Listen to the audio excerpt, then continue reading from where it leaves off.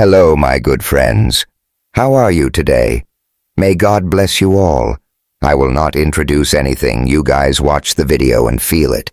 Then let's evaluate together. The rain came down in sheets, a relentless Texas downpour that turned Houston's streets into rivers of neon and asphalt. Inside St. Luke's Hospital, the air smelled of antiseptic and stale coffee, the kind that clung to your clothes like a bad memory. Fluorescents buzzed overhead, casting a sickly glow on the linoleum floor, where Talia Brooks sat hunched in a plastic chair beside her mother's bed. Her denim jacket was still damp from the mad dash through the parking lot, her curls plastered to her forehead. At 28, Talia had the kind of beauty that didn't need effort: polished mahogany skin, obsidian eyes sharp enough to cut through lies. But tonight, exhaustion dulled her edges. Her hands gripped Lena's, the older woman's fingers frail under the weight of tubes and monitors. Lena Brooks had been fighting heart failure for years, but tonight had been close. Too close. Talia's chest still ached from the panic, the way her Honda had skidded through the rain after the nurse's call. She whispered to herself, "You're okay, Mama. You're okay," as if saying it enough would make it true. The room was quiet except for the rhythmic beep of the heart monitor, a lifeline in the dark. Then came the creak of the door, and Talia's head snapped up. Mace Caldwell stood there, all 6'2" of him, looking like he'd just walked out of a storm and into her life again. His leather jacket glistened with rain, dark hair slicked back but starting to curl at the ends. At 45, Mace had the rugged charm of a man who'd lived hard and didn't apologize for it. Square jaw, green eyes that pinned you in place, and a faint scar above his left brow that hinted at stories he'd never tell. In his hand was a pathetic bundle of wildflowers, daisies mostly, their petals drooping like they'd given up halfway through the night. "Figured hospitals could use some color," he said, his voice low, rough around the edges like he'd smoked one too many cigarettes. A grin tugged at his lips, the kind that had probably gotten him out of trouble his whole life. "Don't laugh, Doc. It's all I could find at midnight." Talia blinked, caught off guard. Doc was his nickname for her, a nod to her med school dreams, and damn if it didn't hit her every time. She wanted to snap at him. "What are you doing here?" But the flowers stopped her. They were ridiculous, something a kid might pick from a ditch, and yet they softened her just enough to let a small laugh slip out. "You look like a drowned rat, Caldwell," she said, leaning back in the chair, arms crossed to hide how her pulse had kicked up. "And those flowers? I'd rather have coffee." Mace's grin widened, and he stepped closer, the scent of rain and cedar cologne following him. "Noted. Coffee next time. But seriously, how's she doing?" His eyes flicked to Lena, softening in a way that made Talia's stomach twist. She hated how he did that, slipped past her walls like they were made of paper. "Stable," Talia said, her voice quieter now. "For now. Thanks for, you know." She didn't say paying the bills, but the weight of it hung between them. Mace had promised to cover Lena's medical costs, no strings attached. And while Talia had agreed for her mother's sake, it didn't sit right. Nothing about Mace Caldwell ever did. He shrugged, like dropping thousands of dollars was just another Tuesday. "Least I could do." He hesitated, then held out the flowers. "You gonna take these or make me stand here looking like a fool?" She rolled her eyes but reached for them, her fingers brushing his. The contact was brief, but it sent a jolt through her, warm and unwanted. "You don't need my help to look foolish," she muttered, setting the daisies on the bedside table. They looked out of place next to the sterile equipment, but somehow they fit. Lena stirred then, her eyelids fluttering. Talia leaned forward, heart in her throat. "Mama, you with me?" Lena's eyes opened, cloudy but focused. "Talia," she rasped, voice barely above a whisper. Then her gaze landed on Mace, and something shifted. Fear, maybe, or recognition. "You Caldwell? Talia froze, her breath catching. Mace's brows furrowed, but before he could speak, Lena's eyes closed again, her breathing steady but weak. The room felt smaller, the air heavier, like a secret had just slipped out and taken root. "What was that?" Talia asked, turning to Mace. Her voice was sharp now, all business. "Why'd she say your name like that?" Mace raised his hands, palms out. "I swear, I don't know. Maybe she's confused. Hospitals do that to people." Talia wasn't buying it. She stood, closing the distance between them, her eyes searching his face for a lie. "Don't play me, Mace. You show up out of nowhere throwing money around, and now my mama's talking about you like she's seen a ghost. What's the deal?" He held her gaze, unflinching, but there was a flicker of something. Guilt, maybe, or just uncertainty. "Talia, I'm as lost as you are. My dad, he knew a lot of people. Maybe she worked for him or something. I was a kid back then." She wanted to believe him, but trust wasn't her strong suit, not with a guy like Mace, who wore privilege like a second skin. Still, the way he'd run through the rain to be here, the way he'd looked at Lena, it wasn't nothing. She stepped back, rubbing her temples. "Fine, but if you're hiding something, I'll find out."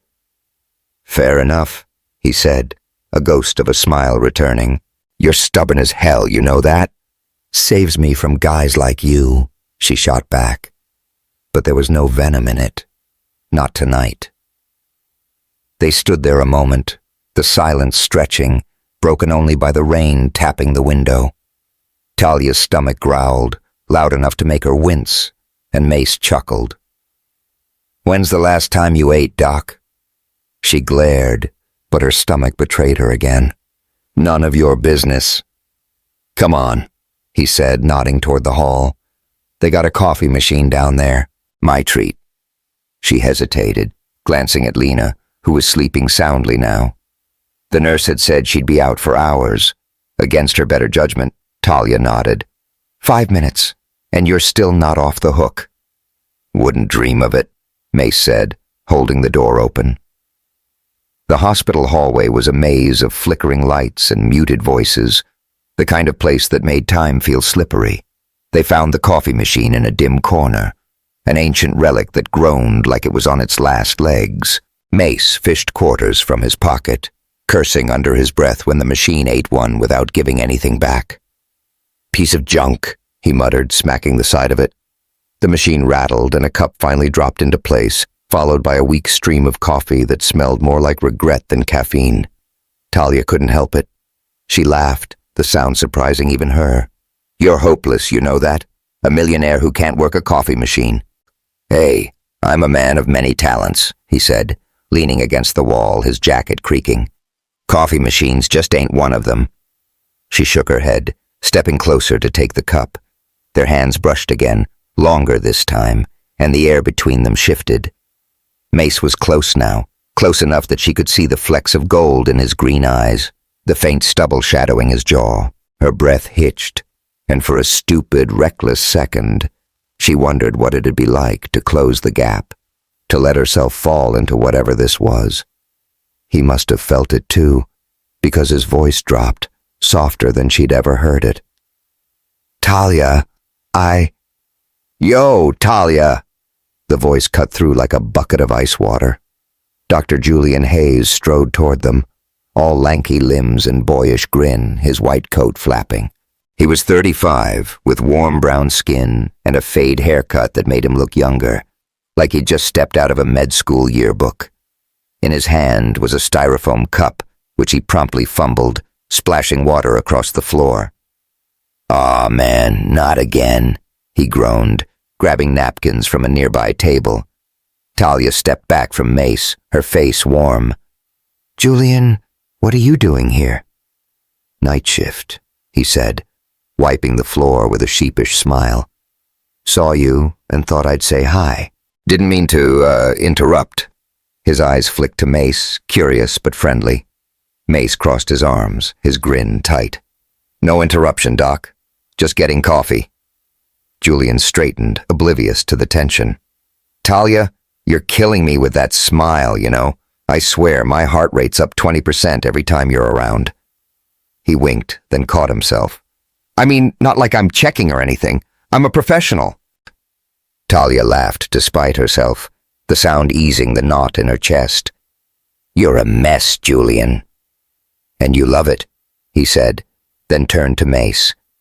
You're the guy with the Bentley, right? Saw you peel out of the steakhouse the other night. Nice ride. Mace's jaw twitched, but he nodded. Thanks. Keeps me out of trouble. Mostly, Talia added, smirking. Julian chuckled, then glanced at his pager. Duty calls.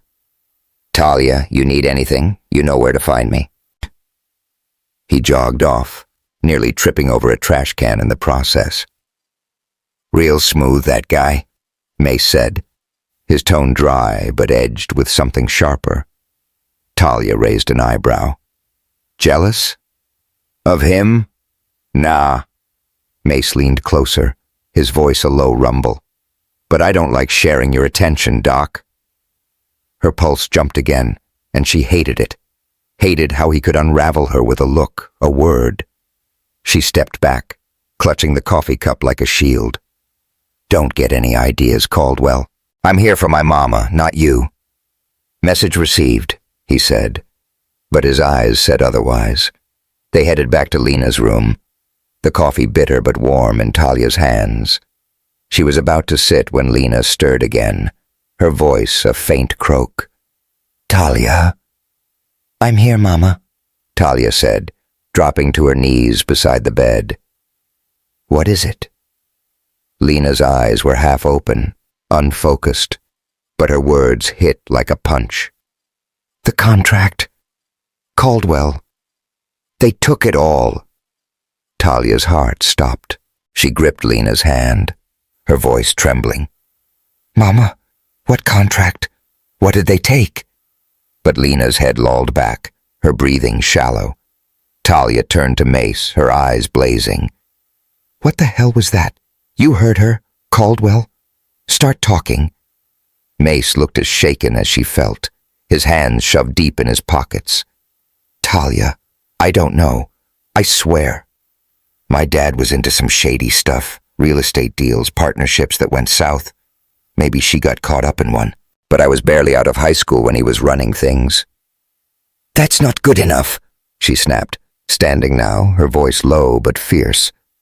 My mama's lying here, half out of her mind saying your name like it's a curse. You expect me to believe you're clueless? I'm not saying I'm clean, he said, his voice rougher now. I've done plenty I'm not proud of, but I don't know what she's talking about. Let me help you figure it out. Why? She demanded, stepping closer, close enough to feel the heat off him. Why do you care, Mace? What's in it for you? He held her gaze, unflinching, and for the first time, she saw something raw behind the charm. Because you're not like anyone I've ever met, he said. You don't bend, you don't break, and damn if that doesn't make me want to be better. Plus, I owe you for putting up with me at that steakhouse. She wanted to laugh, to brush it off, but his words landed heavy, stirring something she wasn't ready to name. She turned away, focusing on Lena, her anchor in the storm. Fine, she said finally, but if you're lying, Mace, I'll make you regret it. Deal, he said, and she could hear the smile in his voice. The rain had slowed to a drizzle when Talia stepped outside hours later, the hospital's neon sign buzzing faintly. Mace was still there, leaning against his Bentley, a cigarette glowing red between his fingers. He looked up, catching her eye, and for a moment, neither of them moved. The city stretched out beyond, a kaleidoscope of lights and shadows, and Talia felt it, the pull of something bigger, something dangerous, something tied to the name Caldwell. She wasn't sure what scared her more, the secrets her mother was hiding, or the way Mace made her want to dive headfirst into them. Hey, y'all, she imagined saying to an audience she couldn't see, her voice steady despite the chaos in her head. This is just the start of something wild. What do you think Lena's hiding about the Caldwells? Hit that subscribe button and drop a comment with your guesses. I'm dying to know what you think happens next. Houston's skyline glittered like a promise kept, all steel and neon against a bruised purple sky. Inside Houston's prime steakhouse, the weekend crowd packed the place tight, a symphony of clinking glasses, sizzling ribeyes, and laughter that smelled like money. The chandeliers threw golden light across polished mahogany tables, catching on diamond earrings and Rolexes like fireflies in a jar. The air was thick with the scent of charred meat, melted butter, and the sharp tang of bourbon. A Friday night in full swing Texas style. Talia Brooks moved through the chaos like she was born to it, a tray of martinis balanced on one hand, her black uniform hugging her curves just enough to turn heads. At 28, she carried herself with a quiet fire, skin like polished mahogany, eyes dark and sharp as a switchblade, curls pulled into a tight bun that still managed to look effortless. Tonight, though, her smile was a mask, practiced and professional, hiding the storm in her head. Lena was stable, thank God, but her words from the hospital, contract, Caldwell, looped in Talia's mind like a song she couldn't shake. And then there was Mace Caldwell, the man who'd somehow wormed his way under her skin with his damn flowers and promises. She set the martinis down at a table of tech bros in Patagonia vests, dodging a clumsy hand with a quick sidestep. "Enjoy, gentlemen," she said, her voice smooth as honey but edged with "don't test me." They grinned, too tipsy to notice the warning. "Yo, T!" Darius Miles called from behind the bar, his broad shoulders leaning over the counter. At 28, with a fade haircut and a dimple that made him a favorite among the regulars, Darius was the closest thing Talia had to family at the steakhouse. But tonight, his grin was strained, his eyes flicking to her like he was waiting for an explanation. The kiss he'd walked in on, Mace pinning her against the lockers, still hung between them, an unspoken bruise. "You good? Been quiet all night." "I'm fine, Dee," Talia said, wiping her hands on her apron. "Just long week." He raised an eyebrow, polishing a glass with more force than necessary. "Uh-huh. Your boy Caldwell's back yet? Or did you finally scare him off?" She shot him a look. "He's not my boy, and I don't scare that easy." Darius snorted, tossing the rag over his shoulder. "Girl, you're tougher than a $2 steak, but that guy's Trouble. I'm just saying." Talia didn't argue. Trouble was Mace's middle name, and she'd spent the last 2 days trying to untangle why she cared, why his voice, low and rough like gravel, kept echoing in her head, why she'd almost let him kiss her by that damn coffee machine. She shook it off, grabbing a bottle of Macallan to pour for a regular, when the double doors swung open with a gust of humid air. Cassandra Cass Russo walked in like she owned the place, and hell, she might as well have. 30 years old, blonde hair falling in waves, she wore a red dress so tight it looked painted on, the kind that screamed, "Look at me," without saying a word. Her heels clicked against the hardwood, sharp and deliberate, and every head in the room turned. Oil tycoons, influencers, even the jazz trio in the corner missed a beat. Cass scanned the place, her lips curving into a smile that was all teeth, and Talia knew Trouble had just upgraded from Mace to something worse. "Well, damn," Darius muttered, leaning closer. "Who's the runway model?" Talia's jaw tightened. "No clue, but she's got extra written all over her." Cass made a beeline for the VIP booth by the window, the one Mace always claimed, though he hadn't shown tonight. She slid into the leather seat, crossing her legs with a flourish, and waved Talia over like she was summoning a cab. Talia sighed, adjusting her tray. "Here we go." "Evening," Talia said, stopping at the booth, her tone polite but cool. "What can I get you?" Cass tilted her head, sizing Talia up like she was a sale rack at Neiman Marcus. Her eyes, ice blue and calculating, lingered a beat too long. "Let's start with a dirty martini," she said, her voice smooth as silk, but laced with something sharper. "Extra olives, and make it quick, sweetheart." Talia's smile didn't waver, but her grip on the tray tightened. "Coming right up." She turned to go, but Cass's voice stopped her. "You're Talia, right?" Cass leaned forward, her manicured nails tapping the table. "I've heard about you. The girl who's got Mace Caldwell all twisted up." Talia froze, her back stiffening. "I don't know what you're talking about." "Oh, come on," Cass said, laughing softly, the sound like glass breaking. "Don't play coy. Mace doesn't chase just anybody. But a word of advice?" She leaned closer, her perfume sharp and floral. "He's fun for a night, maybe two, but he always comes back to women like me." Talia's pulse kicked up, but she kept her face blank. "Good to know. You want anything else with that martini?" Cass's smile tightened, like she hadn't expected the brush off. "You're cute," she said, leaning back. "But cute doesn't last in his world." Talia didn't bother responding. She headed to the bar, her mind racing. Who the hell was this woman, and why did she know Mace? More importantly, why did it bother her so much? She poured the martini with a steady hand, but Darius caught her expression. "Trouble in paradise?" he asked, smirking as he sliced a lime. "Shut it, Dee," she said, but there was no heat in it. "Just some rich girl running her mouth." He whistled low. "Rich girls got claws. Watch your back, T." She nodded, grabbing a small bowl of olives. When she returned to Cass's booth, the woman was on her phone, laughing at something, her voice loud enough to draw eyes. Talia set the martini down, but Cass barely looked up. "Actually," Cass said, glancing at the drink, "this needs more ice. Can you handle that, or is it too much for you?" Talia's smile was all teeth now. "Oh, I can handle it."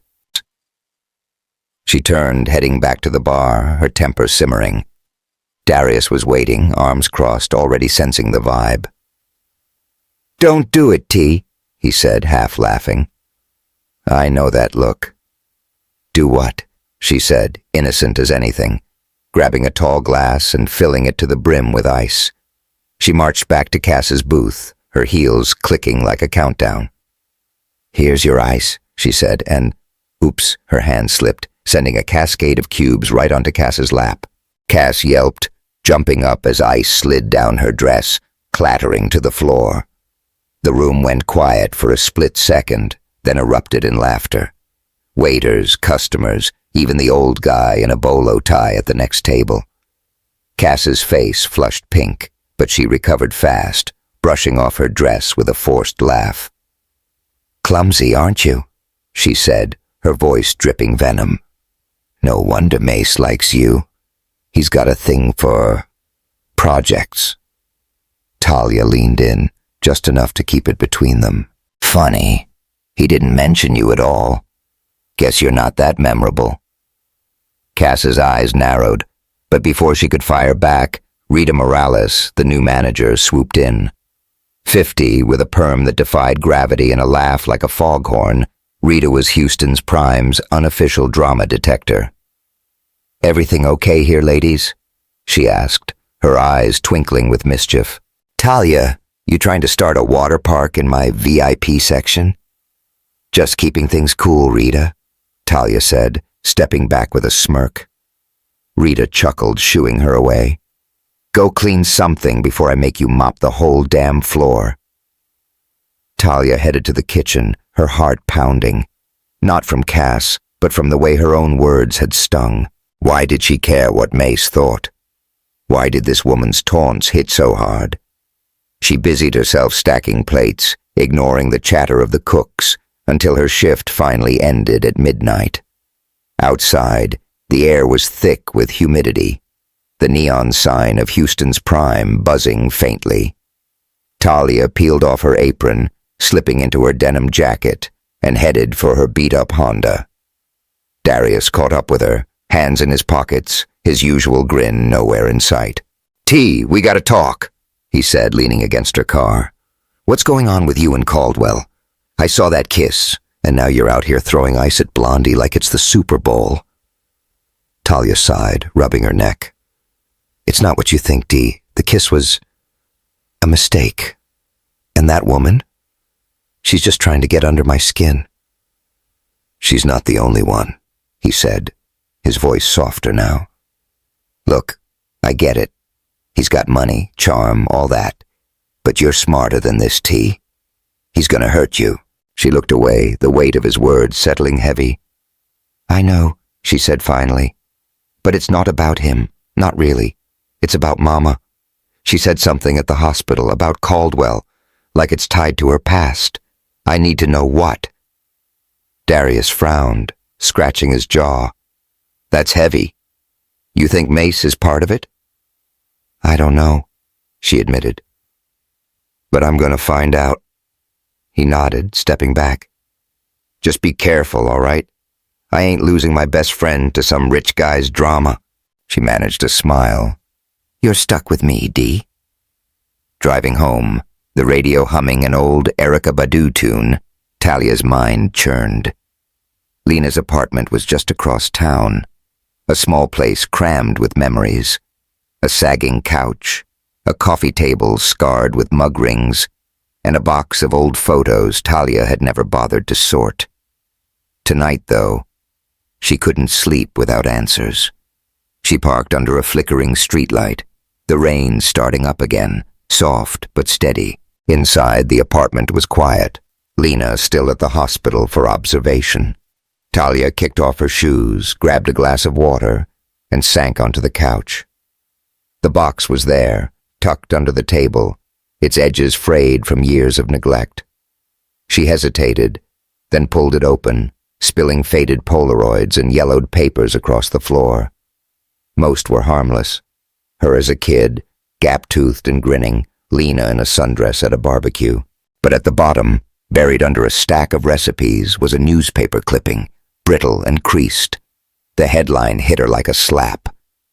"Caldwell Empire faces lawsuit. Fraud allegations. Rock Houston real estate." The date was 20 years ago, and there, in a grainy black-and-white photo, was Henry Caldwell, Mace's father, all slick suits and cold eyes. Behind him, almost out of frame, was a woman with Lena's profile, younger but unmistakable. Talia's hands shook as she read. The article detailed a class action suit against Henry Caldwell's company, accusing him of inflating property values to scam investors. Dozens of families lost their savings, their homes. One name jumped out, Talia Brooks, listed as a former employee who testified against him. "What the hell, Mama?" Talia whispered, her voice swallowed by the empty room. Why hadn't Lena ever mentioned this? And what did it have to do with Mace? Her phone buzzed, snapping her out of it. A text from an unknown number. "Meet me tomorrow.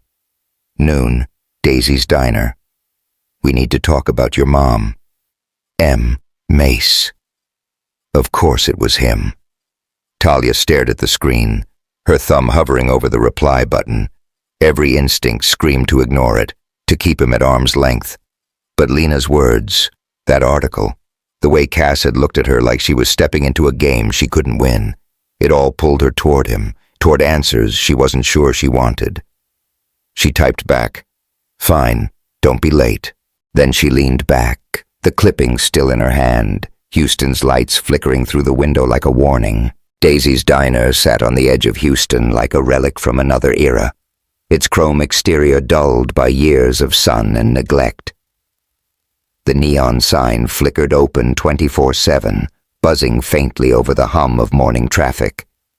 Inside, the air smelled of burnt coffee, greasy bacon, and the faint sweetness of maple syrup, clinging to red vinyl booths scarred with decades of initials. Ceiling fans spun lazily, stirring the heat without cooling it, and a jukebox in the corner crooned Patsy Cline, her voice weaving through the clatter of plates and low chatter.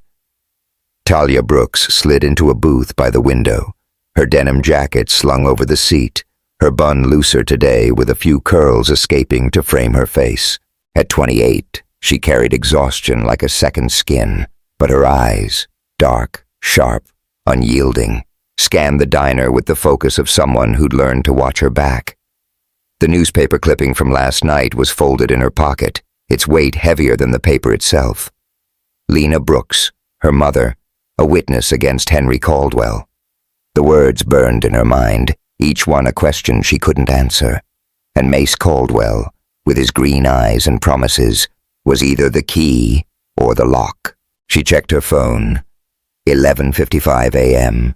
5 minutes until Mace was due. Her coffee sat untouched, steam curling up in lazy spirals. She'd barely slept, her dreams a mess of Lena's frail hands and that grainy photo of Henry Caldwell, his cold smile haunting her. Why hadn't her mother ever mentioned it? And what did Mace know that he wasn't saying? The bell above the door jingled, and there he was, Mason Mace Caldwell, striding in like he owned the place, though Daisy's was a far cry from his usual haunts. He wore a gray hoodie and jeans, the kind of casual that still screamed money, his dark hair tousled from the wind. At 45, he had the kind of face that made you look twice, rugged, lived in, with a scar above his brow that hinted at fights or recklessness. His green eyes found her immediately, and a slow grin spread across his face, softening the edges of his usual cockiness. "Morning, Doc," he said, sliding into the booth across from her. His voice was rough, like he'd smoked half a pack already, but there was a warmth to it that caught her off guard. "You look like you could use something stronger than coffee." Talia leaned back, arms crossed, her smile more challenge than welcome. "And you look like you rolled out of bed 10 minutes ago. Let's not waste time, Caldwell. What do you know about my mom and your dad?" Mace raised a hand, signaling the waitress, a woman with a perm and a name tag reading Doris, for coffee. "Straight to it, huh? All right." He leaned forward, elbows on the table, his gaze steady. "I've been thinking about what Lena said. The contract thing? My dad was always signing deals, some legit, some not so much. If she worked for him, she might have seen something she wasn't supposed to." Talia's jaw tightened. "Like what? Screwing over half of Houston?" She pulled the clipping from her pocket, sliding it across the table. "Found this last night. Your dad's company got sued for fraud. My mom testified against him. Ring any bells?" Mace's brows furrowed as he scanned the article, his fingers tracing the faded ink. For a moment, he looked genuinely lost, and Talia hated how it made her want to believe him. "I was a kid when this went down," he said finally, setting the paper down. "Dad kept me out of the business stuff. But yeah, he played dirty, always did. If Lena was involved, I'm sorry she got caught in it." "Sorry doesn't cut it," Talia said, her voice low but sharp. "She never told me any of this." "Why? What was she so scared of?" Mace opened his mouth to answer, but Doris arrived, plunking a chipped mug in front of him. "Cream or sugar, hun?" she asked, her drawl thick as molasses. "Black's fine," Mace said, flashing a grin that probably got him free refills everywhere. Doris winked and shuffled off, leaving them in the hum of the diner. "Look," Mace said, leaning closer, his voice dropping. "I don't have answers, but I can get them. I've got access to my dad's old files, contracts, emails, whatever's left. Let me dig. For you." Talia studied him, searching for the lie.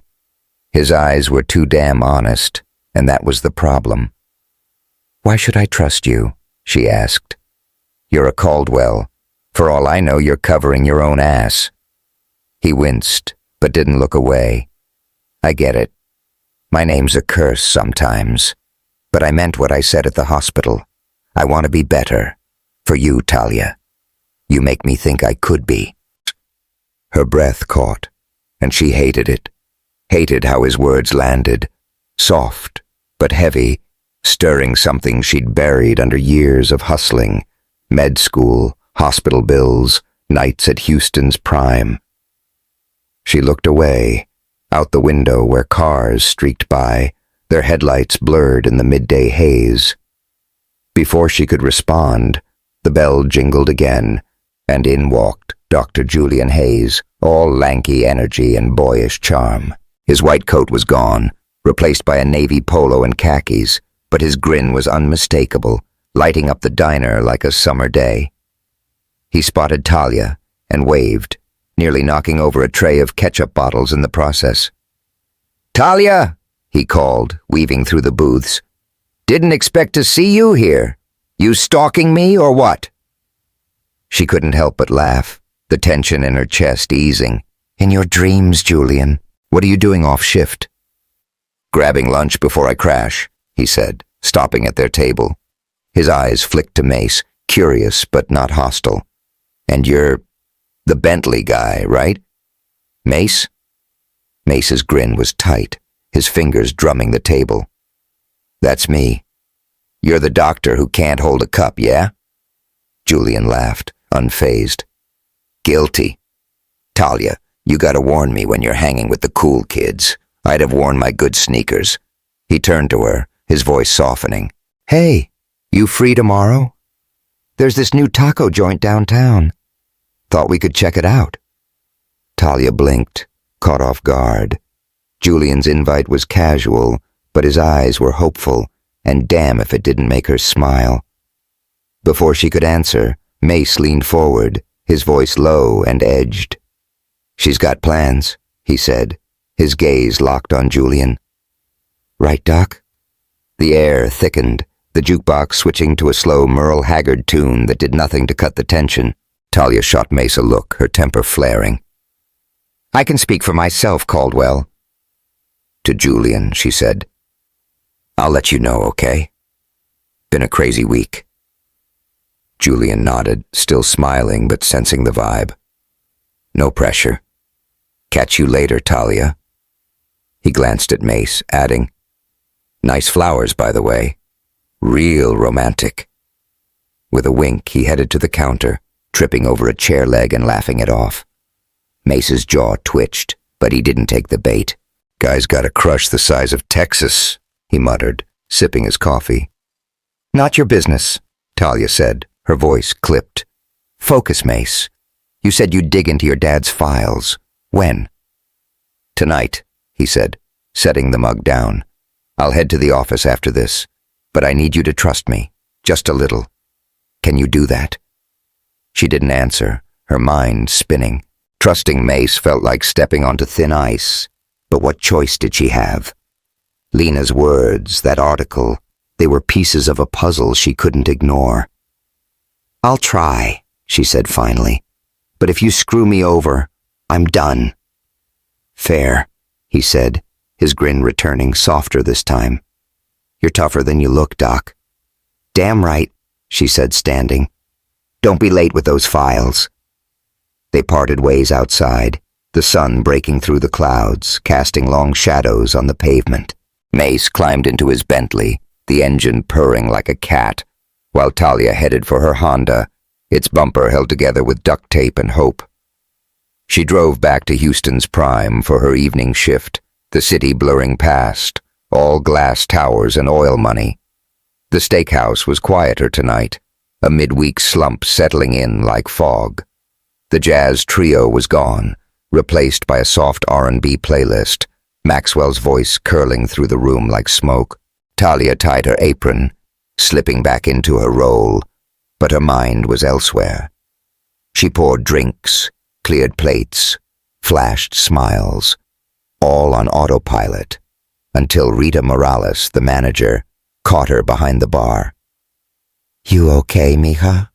Rita asked, her perm bouncing as she polished glasses. At 50, Rita was a force, sharp tongue, sharper instincts, with a laugh that could stop traffic. "You look like you're carrying the whole city on your shoulders." "Just tired," Talia said, stacking coasters to avoid Rita's gaze. "Bull," Rita said, tossing her rag down. "It's that Caldwell boy, isn't it? I saw the way he looks at you, like you're the only thing in the room." Talia's cheeks warmed, but she shook her head. "It's not like that, Rita. He's complicated." "Complicated's just another word for trouble," Rita said, winking. "But trouble can be fun if you know how to handle it." Talia laughed, the sound lighter than she'd expected. "I'll keep that in mind." The night dragged on, the crowd thinning until it was just a few regulars nursing scotches. Talia was wiping down tables when her phone buzzed in her apron, a text from an unknown number. Her stomach dropped as she opened it. "Stop digging into Caldwell. You don't want your mom hurt." The words hit like ice water, her breath catching. She glanced around, half expecting someone to be watching, but the room was calm, oblivious. Her hands shook as she typed a reply. "Who is this?" But it bounced back, number disconnected. Panic clawed at her chest, memories of Lena's frail form in the hospital bed flooding back. She didn't think, just grabbed her jacket and bolted for her car, the neon sign of Houston's Prime blurring behind her. The drive to St. Luke's was a haze, her heart pounding so loud it drowned out the radio. She burst into Lena's room, relief washing over her when she saw her mother sleeping peacefully, the heart monitor beeping steady. "Talia?" The nurse, a kind-eyed woman named Marla, stepped in. "Everything okay, honey?" "Yeah," Talia lied, her voice shaky. "Just needed to see her." Marla nodded, patting her shoulder. "She's doing all right. You go home and rest, okay?" Talia sank into the chair beside Lena, her hands still trembling. She pulled out her phone, staring at the text again, its words searing into her. Someone knew she was asking questions, someone who didn't want her to. But who? Cass, with her sharp smiles and sharper claws, or someone else, tied to the secrets Henry Caldwell had buried? She thought of calling Mace, but stopped herself. He'd promised to dig into his dad's files, but what if he was part of this? What if trusting him was the biggest mistake she'd made? Lena stirred, her eyes fluttering open. "Talia," she rasped, her voice weak but clear. "I'm here, Mama," Talia said, leaning closer, her voice breaking. "What happened back then, with Caldwell? Please, I need to know." Lena's gaze clouded, fear flickering in her eyes. "I told you. Leave it alone," she whispered. "They threatened me, baby. After the trial. Said if I stayed, I'd lose everything. I ran. For you." Talia's throat tightened, tears burning her eyes. "Who, Mama? Who threatened you?" But Lena's eyes closed, her breathing slowing. Talia gripped her hand, the weight of it all crashing down, Lena's fear, the text, Mace's promises. She stood, wiping her face, resolve hardening in her chest. She'd find the truth, no matter what it cost. Outside, the rain had started again, soft but insistent, washing Houston clean. Talia stepped into it, letting it soak her jacket, her mind racing. Mace was her only lead, but trusting him felt like dancing on a knife's edge. And that text, it wasn't a warning. It was a promise. Houston woke under a heavy gray sky, the kind that promised rain but held back just to keep you guessing. The city hummed with its usual rhythm, horns blaring on I-10, oil rigs looming in the distance, neon signs flickering to life as dusk crept in. Talia Brooks hadn't slept worth a damn, her eyes red-rimmed from staring at that threatening text all night. "Stop digging into Caldwell. You don't want your mom hurt." It was burned into her brain, each word a splinter she couldn't pull out. She sat in her Honda outside Houston's Prime Steakhouse, the engine ticking as it cooled, her hands gripping the wheel like it could anchor her. The steakhouse wasn't open yet, its neon sign dark, but Talia needed answers, and Mace Caldwell was her only shot. He'd promised to dig into his father's files last night, and she'd texted him an hour ago. Meet me at the restaurant. Now. No reply yet, but she wasn't waiting around. Lena was still in the hospital. Her words, "They threatened me, baby," echoing like a warning Talia couldn't ignore. Whoever sent that text knew she was getting close, and it scared her more than she'd admit. But fear wasn't new to her. She'd faced down worse. Eviction notices, med school exams, nights wondering if Lena would make it. This was just another fight. She stepped out, the air thick with humidity, and let herself in through the staff door. The steakhouse was quiet, a ghost of its weekend self. The chandeliers hung dim, their crystals catching stray light from the street. The air smelled faintly of last night's bourbon and charred meat, the hardwood floor creaking under her sneakers. She flicked on a single light behind the bar, grabbing a glass of water to steady her nerves, when the front door rattled. "Talia?" Mace's voice came first, rough and low, followed by the man himself. He looked like hell, hair mussed, a bruise blooming on his cheek, his leather jacket scuffed like he'd been dragged through gravel. At 45, he still carried that reckless charm, but tonight, his green eyes were shadowed, his usual grin nowhere in sight. "What happened to you?" Talia asked, her voice sharper than she meant. She set the glass down, stepping around the bar, her heart kicking up despite herself. Mace rubbed his jaw, wincing. "Ran into some trouble last night. Nothing I can't handle." He tried for a smile, but it didn't land, and that scared her more than the bruise. "Don't bullshit me, Mace," she said, crossing her arms. "You were supposed to check your dad's files, not get in a bar fight. What's going on?" He hesitated, leaning against a booth, his jacket creaking.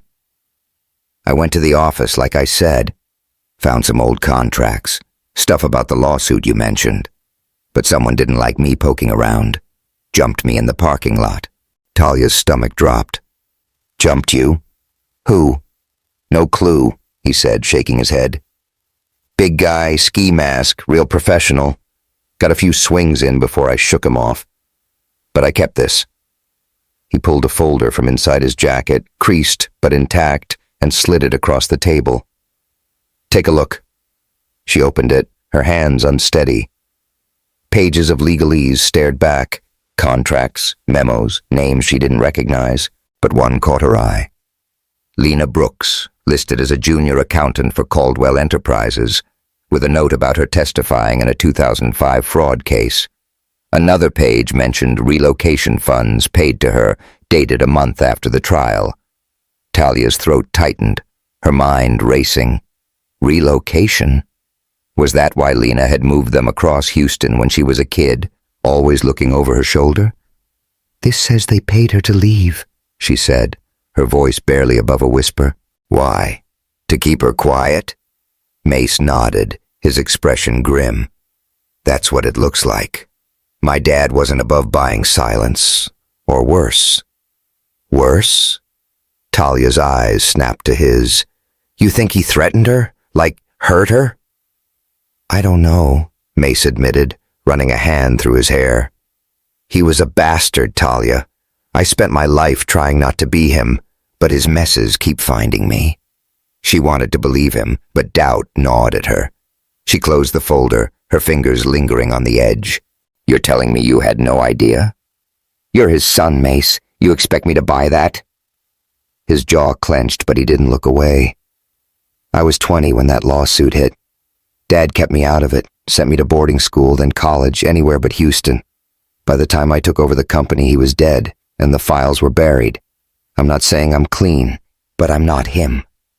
Talia's chest ached, torn between anger and something softer she refused to name. She was about to press him when her phone buzzed, loud in the quiet. Another text, same unknown number. "Told you to stop. Last warning." Her blood ran cold, and she shoved the phone at Mace, her voice trembling. "Read it," she said. "Someone's watching us, and I'm betting it's tied to this." Mace's face darkened as he scanned the screen, his knuckles whitening. "Jesus, Talia. When did this start?" "Last night," she said, pacing now, her sneakers squeaking on the floor. After I left the hospital. They know I'm digging, and they know about Mama. I can't. Her voice cracked, and she stopped, hating how small she sounded. Hey, Mace said, stepping closer, his hands hovering like he wanted to touch her, but didn't dare. No one's touching Lena. I've got people, security, lawyers. I'll make sure she's safe. Safe? Talia laughed, sharp and bitter, turning to face him. You can't even keep yourself safe, Mace. Look at you. Beat up, digging through your dad's dirt, dragging me into it. Why should I believe you can protect anyone? He flinched, but didn't back down. Because I care, all right? About you. About Lena. I know I'm a screw-up, but I'm trying here. She stared at him, his bruise stark under the bar's light, his eyes raw with something she couldn't ignore. For a second, she saw the man behind the money, the one who'd brought her daisies in the rain. But before she could respond, the door swung open, and Cassandra Cass Russo strutted in, all blonde hair and venom, her red heels clicking like gunfire. Well, isn't this cozy? Cass said, her voice dripping with fake sweetness. She wore a black dress now, just as tight as the red one, her lips curved in a smile that didn't reach her eyes. Mace, you didn't tell me you were playing detective with the help. Talia's temper flared, but she kept her voice steady. We're closed, Cass. Try again tomorrow. Cass ignored her, sauntering to the bar and picking up Talia's water glass like it was hers. Oh, I'm not here for steak. I'm here for him. She nodded at Mace, then pulled a USB drive from her purse, tossing it onto the table. Found something you'll want to hear, Talia. Mace isn't as innocent as he's pretending. Talia's heart sank, but she didn't touch the drive. What's this? A recording, Cass said, leaning against the bar, her eyes glinting. From 2005, Mace and his dad talking about handling witnesses, like your mom. Mace's face went pale, his voice low and dangerous. Cass, what the hell are you playing at? Just the truth, darling, she said, blowing him a kiss. You thought you could bury it, but I've got ears everywhere. Talia grabbed the USB, her hands shaking, and stormed to the office behind the bar, where Rita kept an old laptop for inventory. Mace followed, his voice urgent. Talia, wait. Whatever's on there, it's not what you think. Save it, she snapped, plugging in the drive. The file loaded, a grainy audio clip, voices crackling through static. Henry Caldwell's voice was cold, clipped. We need those witnesses gone. Pay them. Scare them. I don't care. Then Mace, younger, his voice unsteady. Just handle it, Dad. I don't want to know. The words hit like a punch, stealing her breath. She turned to Mace, her eyes blazing. You knew, she said, her voice breaking. You knew they were going after my mom and you did nothing. Talia, I was a kid, he said, stepping closer, his hands raised. I didn't understand what he meant. I thought it was just business. Business? She shouted, shoving past him. My mom lived in fear because of your business. Get out, Mace. I'm done. He reached for her, but she jerked away, tears burning her eyes. Talia, please, out, she yelled, pointing at the door. Cass watched from the bar, her smile triumphant, but Talia barely noticed. Mace hesitated, then grabbed his jacket and left, the door slamming behind him. Talia sank against the wall, the laptop still humming, her world unraveling. She'd trusted him, just a little, and it had burned her. Cass sauntered over, her heels clicking. Told you, sweetheart. He's a Caldwell. They don't change. Leave, Talia said, her voice flat. Cass shrugged and sashayed out, leaving Talia alone with the hum of the steakhouse and her own heartbeat. Hours later, her phone rang, shattering the silence. It was Marla, the nurse from St. Luke's, her voice tight. "Talia, it's Lena. She's had another episode. You need to get here now." Panic surged, drowning out everything else. Talia grabbed her keys, running into the night, the rain finally breaking free in heavy sheets. The drive was a blur, her wipers barely keeping up, her mind screaming one word.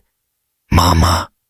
She burst into Lena's room, finding her mother pale but awake, an oxygen mask fogging with each breath. "She's stable," Marla said, squeezing Talia's shoulder. "But it was a scare. Her heart's weaker than we thought." Talia nodded, sinking into the chair, her hand finding Lena's. "I'm here, Mama," she whispered, tears spilling now. "I'm not going anywhere." Lena's eyes fluttered open, her voice a rasp. "Talia, I'm sorry. I should have told you. About Caldwell." "Not now," Talia said, brushing Lena's hair back. "Just rest." But Lena shook her head, faint but stubborn. "They wanted me gone.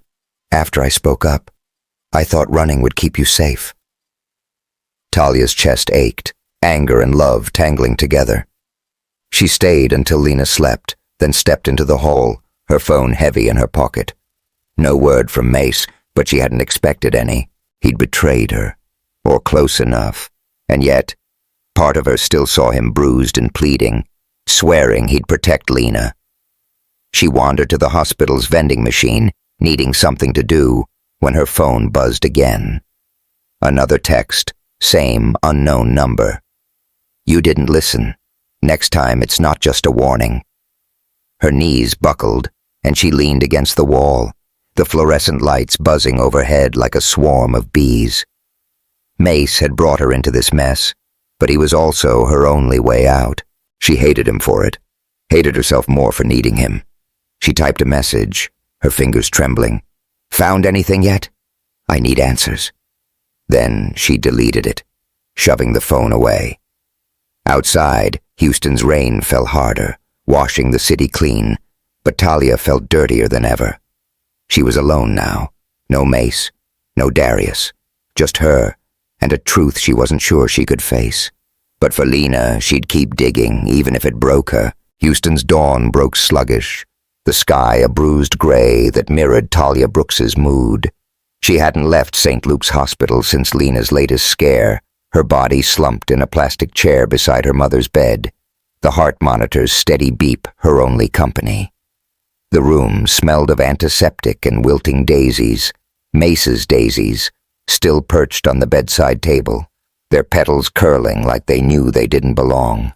Talia's denim jacket was crumpled under her curls escaping their bun in a messy halo. At 28, she felt older than her years, the weight of secrets and threats pressing down like a storm that wouldn't break. That text, "Next time it's not just a warning," had kept her up, her phone silent since she'd almost texted Mace.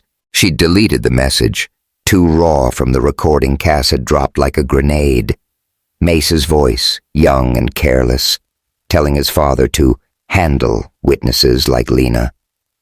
It cut deep, deeper than she'd admit, because she'd started to trust him, started to see past the leather jackets and $1,000,000 smirks.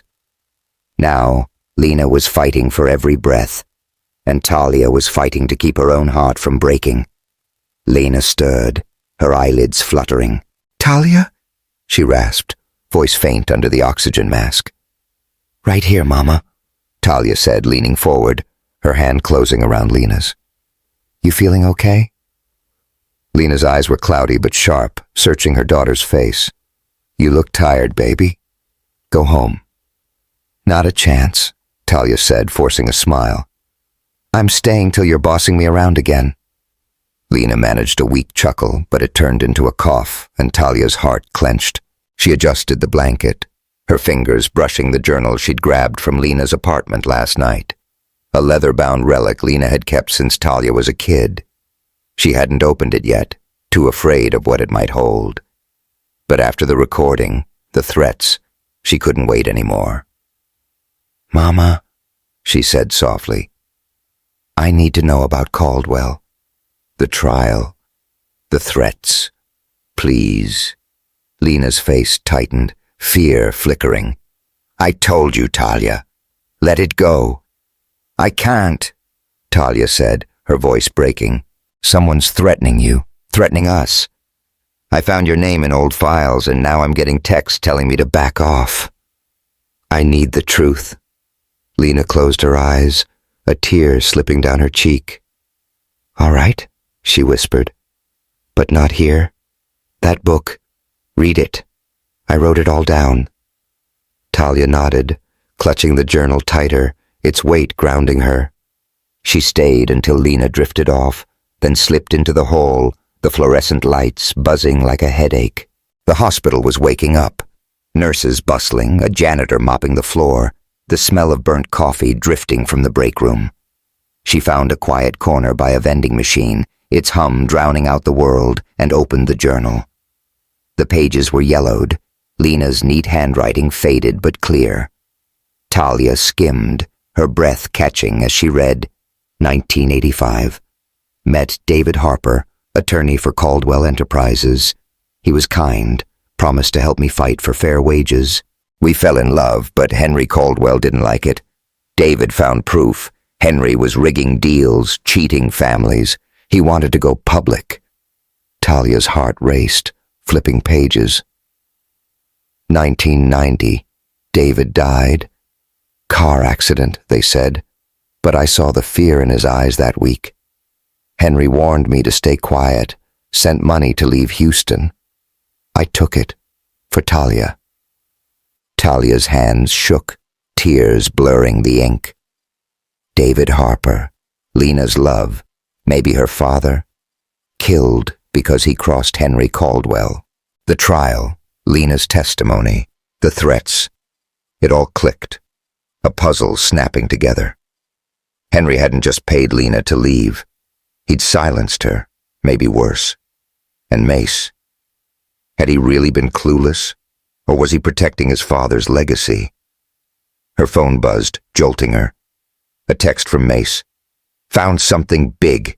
Meet me at the steakhouse, 8 p.m. Please. She stared at it, anger and curiosity warring inside her. She typed, I'll be there. Then shoved the journal into her bag, resolve hardening. Mace owed her answers, and she'd get them, even if it meant facing him again. Houston's prime steakhouse was alive by evening, though quieter than a weekend rush. The chandeliers glowed soft, casting shadows on the hardwood floor, and the air carried the familiar mix of sizzling steak and oak-aged bourbon. A lone guitarist strummed a bluesy rendition of Stormy Monday in the corner, his notes weaving through the clink of glasses and low chatter. Talia tied her apron, her uniform feeling tighter tonight, like it was holding her together. She'd gone home to shower and change, but the journal's words clung to her, heavy as the humidity outside. Darius Miles caught her eye from the bar, his usual grin cautious. Yo, T, he said, polishing a glass. You look like you're plotting a heist. Everything cool? Not even close, she said, managing a half smile, but I'm handling it. He raised an eyebrow, tossing the rag over his shoulder. Better be. I ain't bailing you out if you rob a bank. She laughed, the sound lighter than she felt, and got to work, pouring drinks, clearing plates, dodging the occasional drunk hand with a practiced sidestep. But her eyes kept flicking to the door, waiting for Mace. When he finally walked in, just past 8, her stomach flipped. He'd cleaned up, no bruise visible under the dim light, his navy blazer open over a white shirt, hair slicked back but already falling loose. He headed for his usual booth, catching her gaze, and nodded, a silent, "We need to talk." Before she could head over, Rita Morales swooped in, her perm bouncing like it had a life of its own. "Mija, you seen that blonde troublemaker yet?" she asked, her voice low but gleeful. Word is, she's sniffing around Mace again. Talia's jaw tightened. Cass? Let her try. I've got bigger problems. Rita chuckled, patting her arm. That's my girl. Just don't break my glasses if you throw down. Talia rolled her eyes, grabbing a bottle of Macallan for Mace's order. She crossed the floor, heels clicking, and set the whiskey down with a soft thud. You're late, she said, her tone flat, but her eyes searching his face for lies. Got held up, Mace said, swirling the glass, his voice low. You read the text? Yeah, she said, crossing her arms. And I read something else, my mom's journal. She was in love with a guy named David Harper, worked for your dad. He died, Mace. Car accident, but she didn't buy it. Said your dad warned her to keep quiet. Mace's face went still, his fingers tightening on the glass. David Harper. I remember that name. Dad's lawyer back in the day. I was a kid, but I heard he crashed on I-45. You think my dad. I don't know what to think. Talia cut in, her voice shaking. But I'm done with half-truths. You said you found something. Spill it. He pulled a small notebook from his pocket, sliding it across the table. Found this in Dad's old safe. It's coded, but there's a list. Names, dates, payments. David's name is in there, marked closed the day he died. And Lena's, with a payout right after. Talia's breath caught, her fingers brushing the notebook. You're saying your dad had him killed? I'm saying it's possible, Mace said, his voice rough. And I'm saying I'll find out. For you.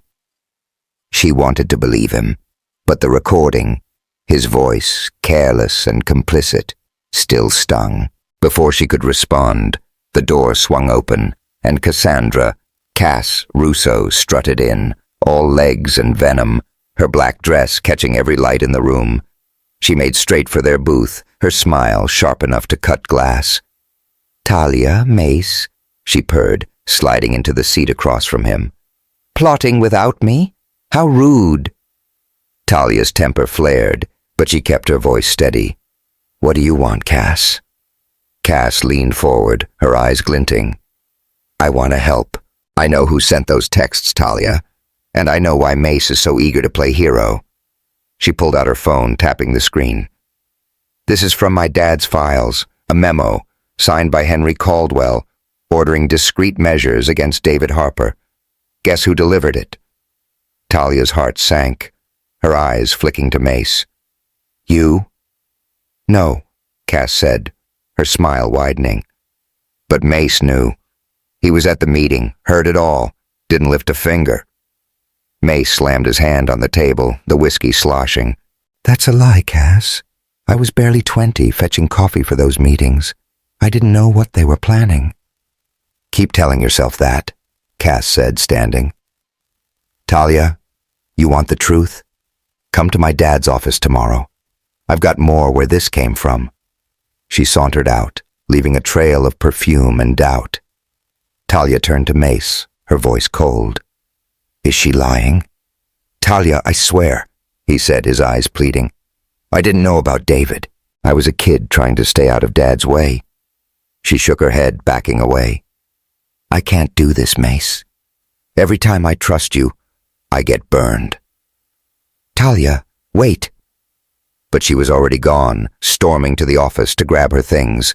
She needed air, space, anything to clear the fog in her head.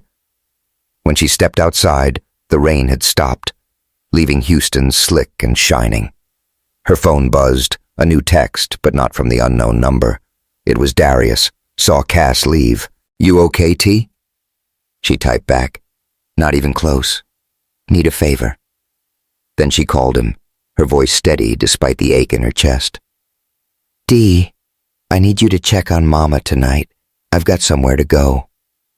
Done, he said, no questions asked. But T, whatever you're into, be careful. Always, she said, hanging up. She drove to Lena's apartment, the journal burning a hole in her bag.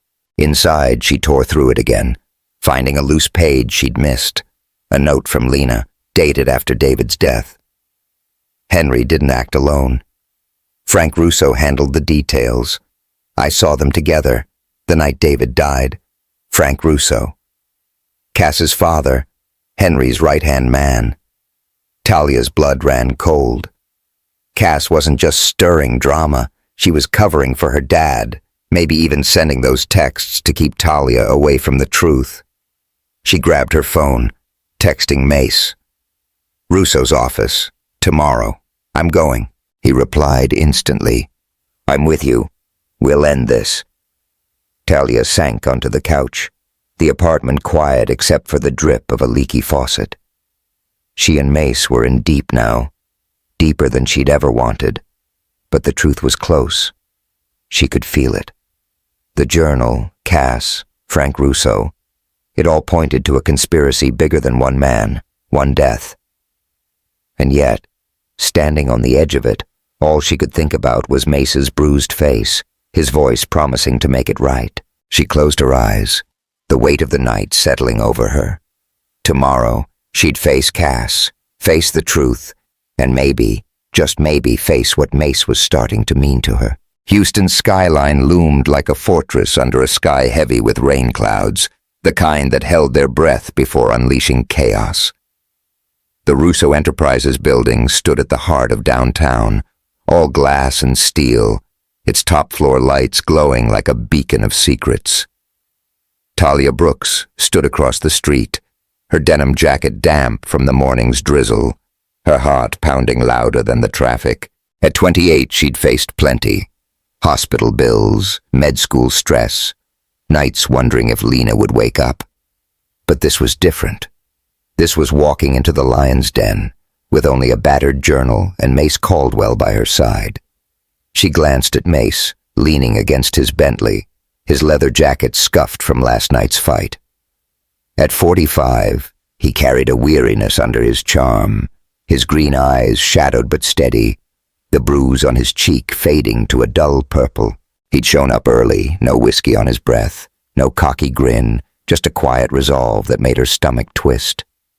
The journal's revelation, Frank Russo's role in David Harper's death, had changed everything, and now they were here, chasing a truth that could either free Lena or bury them both.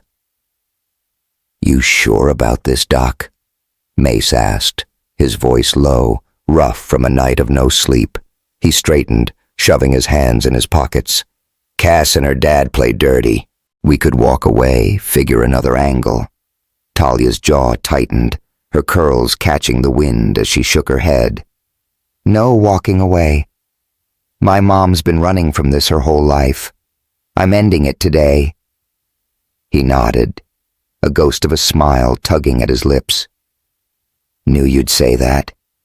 Let's go." They crossed the street, the city's pulse humming around them. Taxis honking, a street vendor hawking tamales, neon signs buzzing faintly in the daylight. Inside Russo Enterprises, the lobby was all marble and money, the air cool with the scent of polished wood and expensive cologne. A receptionist with a tight bun eyed them warily, but Mace flashed a smile that could have charmed a snake, saying, "Here for Cass Russo. She's expecting us." Moments later, they were in an elevator, its mirrored walls reflecting Talia's tense face and Mace's clenched jaw. The ride to the top floor felt endless, the soft ding when they arrived like a gunshot. Cass waited in her father's office, perched on the edge of a mahogany desk, her black dress hugging every curve, her blonde hair falling in calculated waves. Behind her, floor-to-ceiling windows framed Houston's sprawl, rain clouds darkening the view. "Talia, Mace," Cass said, her voice smooth as bourbon but sharp as broken glass. "Didn't think you'd have the guts to show." "Cut the crap, Cass," Talia said, stepping forward, her sneakers silent on the plush carpet. She pulled Lena's journal from her bag, holding it like a weapon. "I know about your dad. He was with Henry Caldwell the night David Harper died. You've been playing me, sending those texts to scare me off." Cass's smile didn't falter, but her eyes flickered, just enough to betray her. "Bold accusation," she said, crossing her arms. Got proof? Or is that little book just your mom's fairy tales? Mace stepped beside Talia, his presence steadying her. We've got more than stories, he said, pulling the coded notebook from his jacket. Dad's records. David's name marked closed the day he crashed. Your dad's signature on the payout to Lena. You want to keep lying, or you ready to talk? Cass laughed, the sound brittle, and slid off the desk, her heels clicking as she paced. You're cute when you play detective, Mace, but you're out of your depth. My dad cleaned up Henry's messes, sure, but he didn't kill anyone. You want the real story? David was reckless, pissed off the wrong people, dug too deep.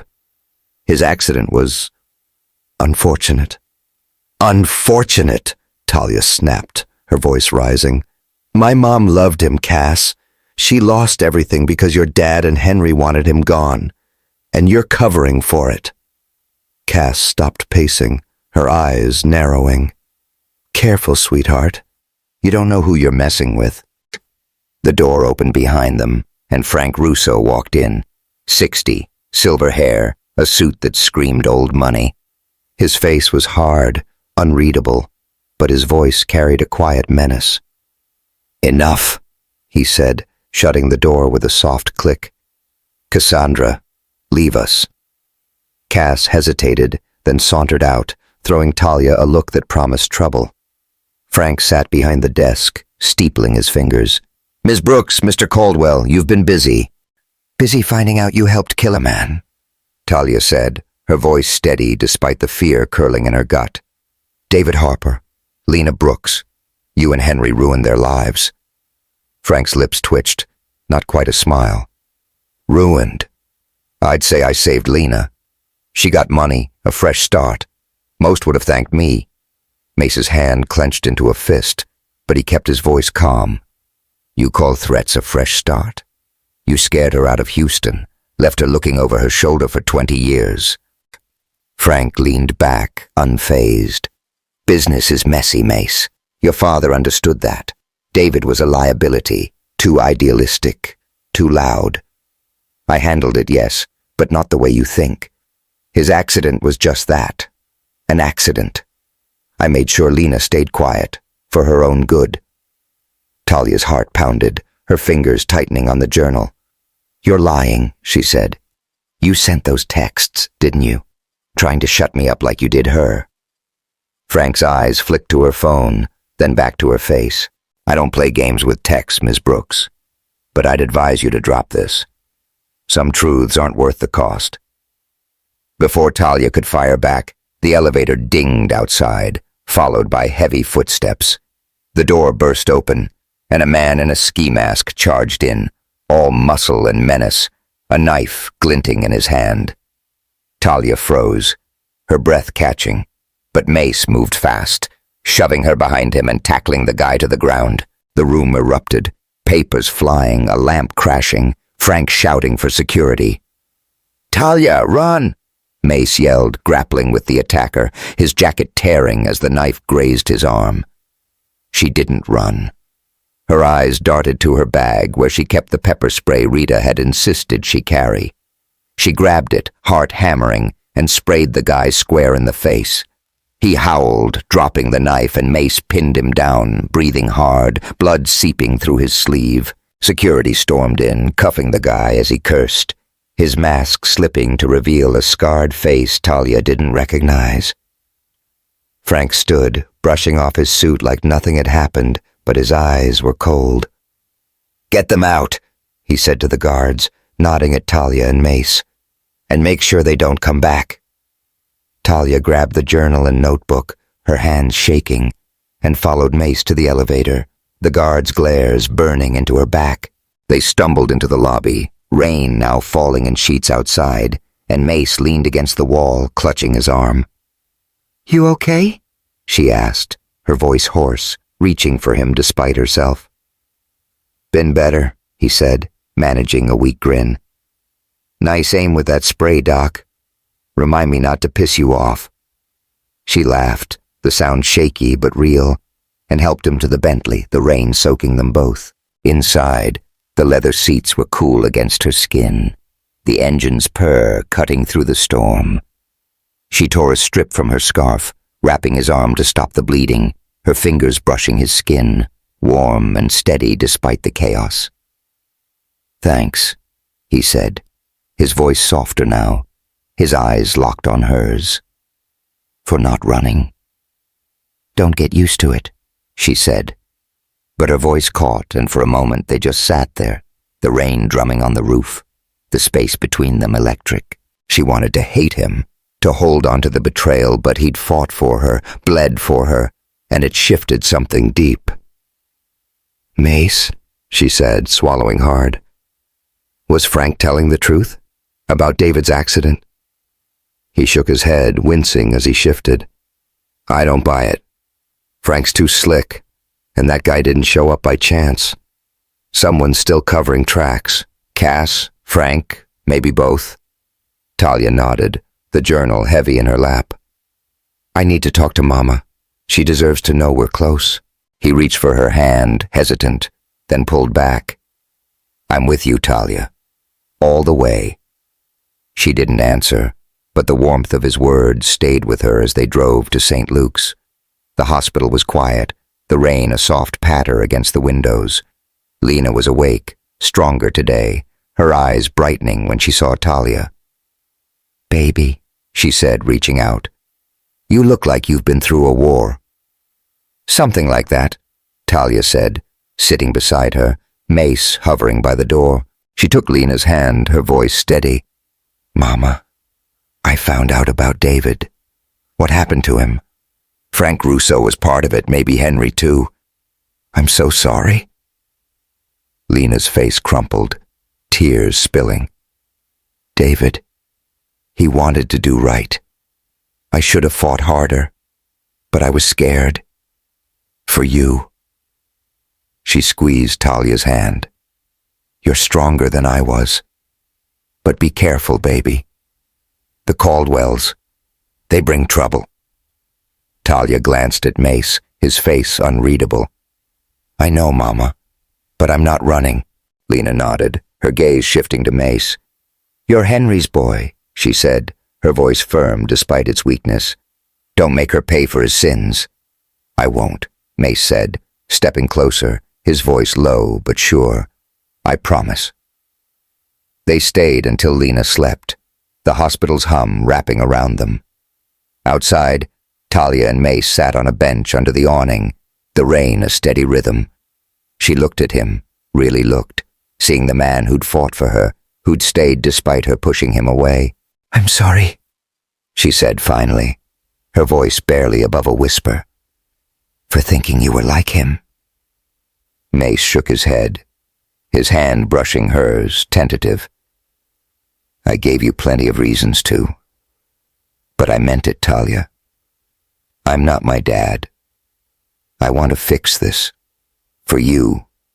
For Lena." She nodded, her throat tight. "I believe you. But I need time, Mace. This..." She gestured between them, the unspoken pull. "It's too much right now." He smiled, small and real. "I'll wait, Doc. As long as it takes." They sat in silence, the city glowing beyond the rain, a tapestry of light and shadow. Talia felt lighter, not free, but unburdened, like she'd carried a weight so long she'd forgotten what it was to set it down. The truth wasn't complete. Frank's role, Cass's games, the man in the mask. But it was close, and for now, that was enough. Her phone buzzed and she tensed, but it was just Darius. "Mama's good, T. You holding up?" She smiled, typing back. "Hanging in there. Thanks, D." As they stood to leave, Dr. Julian Hayes jogged out, his coat flapping, a grin lighting his face. "Talia, thought I missed you. Still owe me that taco date, you know." Mace stiffened, but Talia laughed, the sound easing the last of her tension. "You're relentless, Julian." "Gotta be," he said, winking, then nodded at Mace. "Nice shiner, man." You win the fight?" "Ask her," Mace said, jerking a thumb at Talia, his grin back in place. "She's the one who saved my ass." Julian laughed, clapping Mace's shoulder. "Fair enough. Catch y'all later." Talia watched him go, then turned to Mace, her smile fading to something softer. "Let's get you cleaned up," she said, nodding at his arm. "But don't think this makes us a thing." "Wouldn't dream of it," he said, but his eyes said otherwise, and for the first time, she didn't mind. They walked into the rain, Houston's neon lights shimmering around them, a city full of secrets and second chances. Talia didn't know what came next. Cass, Frank, the truth, but she knew she wasn't alone, and that was more than she'd had in a long time. "Hey, y'all," she imagined saying, her voice carrying over the storm. "We're at the end of this ride, but it's not over yet. What do you think Talia and Mace will face next? Hit that subscribe button and drop a comment. I want to hear your wildest guesses for what's coming."